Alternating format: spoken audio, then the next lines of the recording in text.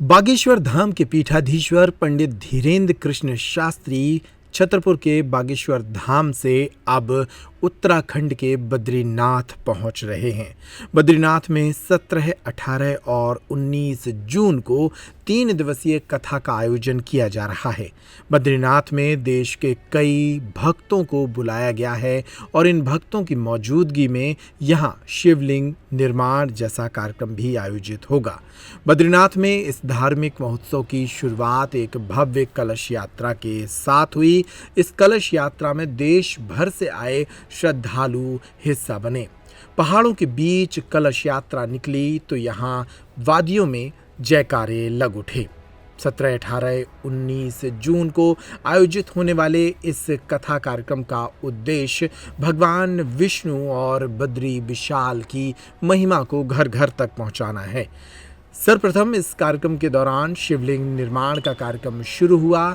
अलकनंदा नदी में शिवलिंग निर्माण का विसर्जन हुआ और बद्रीनाथ में होने वाले इस कार्यक्रम का विधि विधान से प्रारंभ हो गया। बागेश्वर धाम के पीठाधीश्वर भी 16 तारीख को यहां पहुंच गए। चारों धाम में से एक धाम बद्रीनाथ भी है और भगवान विष्णु की इस नगरी में अब 3 दिनों तक बागेश्वर धाम के पीठाधीश्वर की उपस्थिति में कथा का आयोजन किया जाएगा। इस कार्यक्रम की जानकारी बागेश्वर धाम जन सेवा समिति की ओर से पंडित धीरू शास्त्री ने दी। ये जय श्री राम, जय बागेश्वर धाम, बद्रीनाथ भगवान की जय।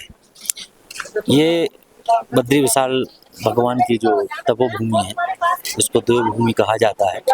यहाँ पर पूज्य बागेश्वर धाम सरकार के सानिध्य में देश और विदेश से, पूरे देश से यहाँ पर सभी भक्तगण बागेश्वर धाम परिवार के सदस्य यहाँ पर पहुँचे हुए हैं। यहाँ पर 15 तारीख से 19 तारीख तक सभी लोगों का वास रहेगा और जो भी सुबह से पार्थिवेश्वर शिवलिंग निर्माण की प्रक्रिया चालू है। तो पहले पार्थिवेश्वर शिवलिंग निर्माण होंगे, उसके बाद अभिषेक होगा। अभिषेक के उपरांत संकीर्तन वगैरह होगा। इसके पश्चात और जगह जगह जाकर के दर्शन भी कराए जाएंगे। 16 तारीख से पूज्य गुरुदेव यहाँ पर आ जाएंगे।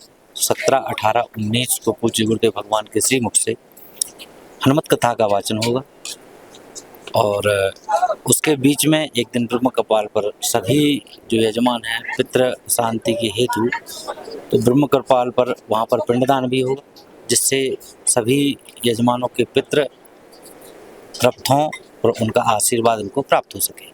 इस जगह कार्यक्रम आयोजन से क्या फायदा होती है, क्या लाभ मिलता है श्रद्धालुओं को? भैया, एक तो ये देवभूमि है। आप देख रहे हैं इस साइड दाहिने साइड में नारायण पर्वत है और इस साइड नर, बीच में ये जो जगह है ये भी भगवत कृपा से प्राप्त हुई है। बीच में कथा श्रवण करेंगे तो कहीं ना कहीं वो एक जन्म के पुण्य उदय से तो ये ऐसा संभव नहीं है कि ऐसी परिकल्पना की जा सकती है कि हमारा सौभाग्य इतना अच्छा है कि यहाँ आ सकते।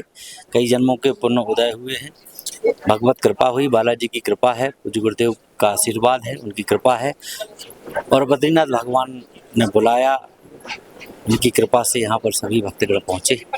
उनके आशीर्वाद स्वरूप उनका जो जितना सामर्थ्य होगा, ध्यान, पूजन, पाठ, जप, तप, हवन जो होगा यहाँ पर करें। आज से 5 दिनों तक सब भक्ति में डूबने वाले हैं। जी जी।